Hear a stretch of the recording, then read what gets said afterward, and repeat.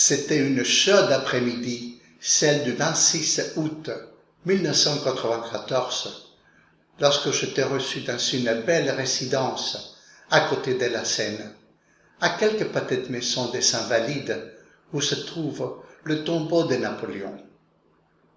Je t'ai reçu en compagnie de sa belle épouse par le comte Charles-André Kolyma-Walewski, descendant direct du grand Napoléon.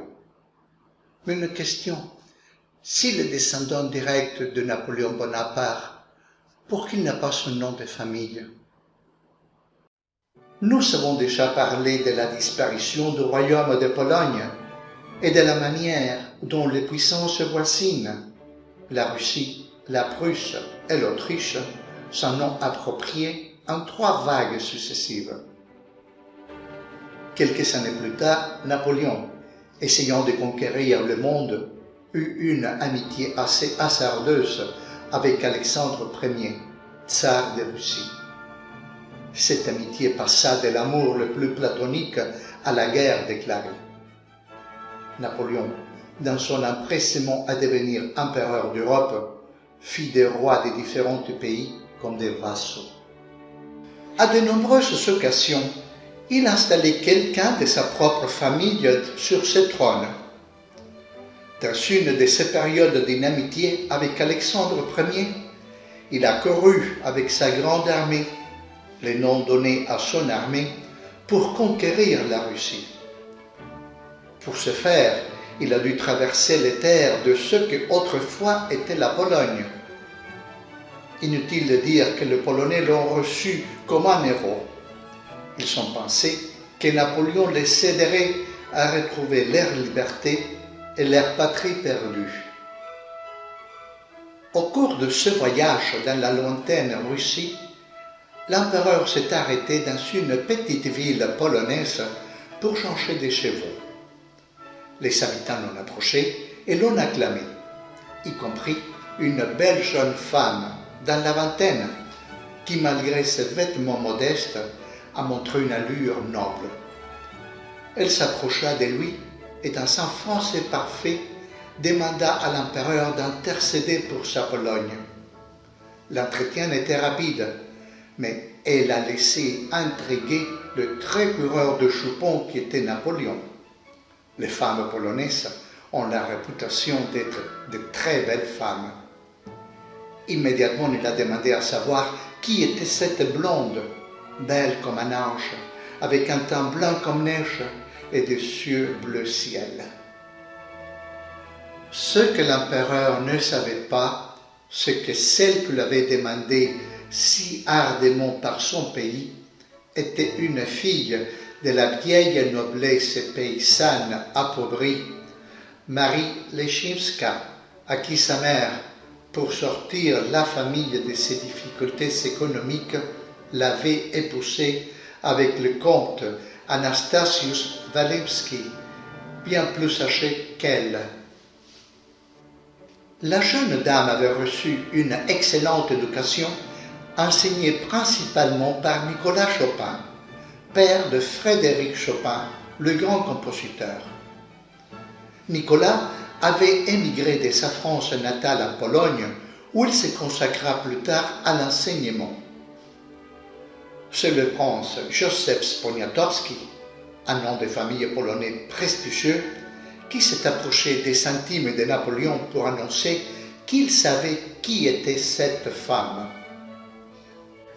Napoléon voulait intensément posséder cette belle femme, et les Polonais considéraient que Marie était le vecteur idéal pour insuffler à Napoléon leur désir de faire revivre une Pologne indépendante.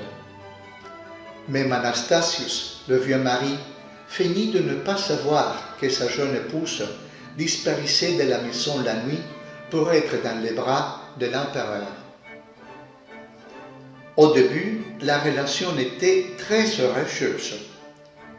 Poniatowski a organisé un bal dans le seul but de promouvoir une nouvelle rencontre entre Napoléon et Marie. Elle se présenta simplement vêtue, sans bijoux, juste un simple costume blanc. Lorsqu'ils étaient seuls, Napoléon lui saute dessus sans cérémonie. Le blanc sur le blanc ne vous va pas, lui dit Napoléon. Elle a été également offensée par la violence de l'ardeur de l'empereur dans sa tentative de la conquérir.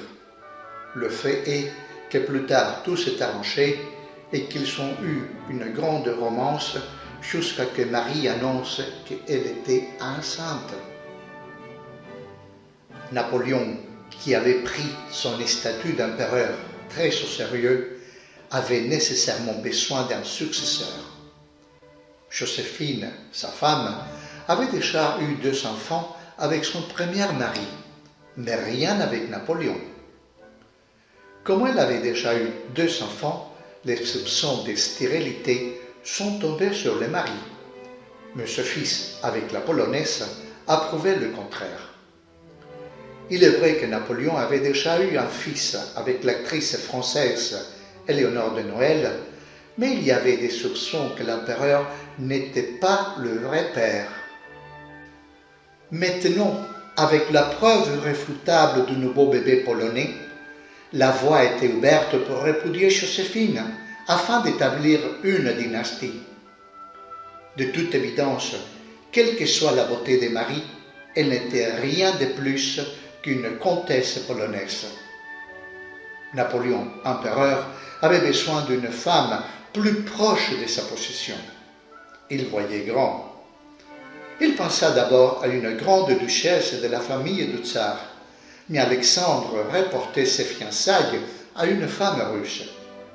Finalement, ce sont les Habsbourg autrichiens qui accorderont à Napoléon la main de la archiduchesse Marie-Louise. Ingratitude de l'histoire. Marie-Louise était la petite nièce de Marie-Antoinette. Une Autrichienne, petite nièce de la reine déposée et guillotinée seulement 18 ans plus tôt, a été portée sur le trône de France en tant qu'impératrice. De son côté, le fils de Marie a reçu le nom d'Alexandre. Le pauvre vieux Anastasius lui a donné son nom de famille, Walewski.